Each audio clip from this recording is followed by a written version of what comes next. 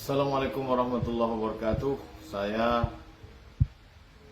ikut berbelasungkawa atas wafatnya ulama karismatik, ulama besar Nangro Aceh Darussalam, Abu Tumin.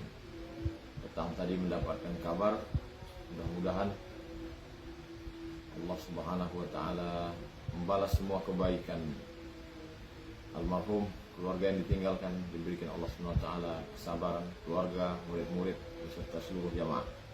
Kita tetap mendoakan almarhum ala hadhihi niyyah wa kulli niyatin salihah. Al-Fatihah. A'udzubillahi minasyaitonir rajim. Bismillahirrahmanirrahim. Alhamdulillahirabbil alamin arrahmanir rahim maliki yaumiddin.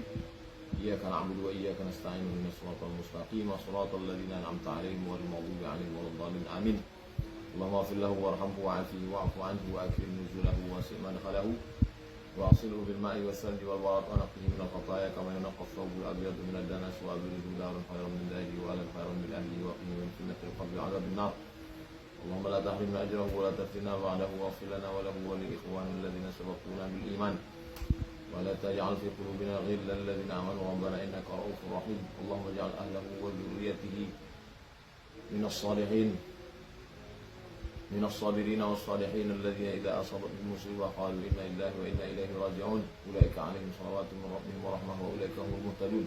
وصلى الله على سيدنا محمد وعلى آله وصحبه وسلم والحمد لله رب العالمين.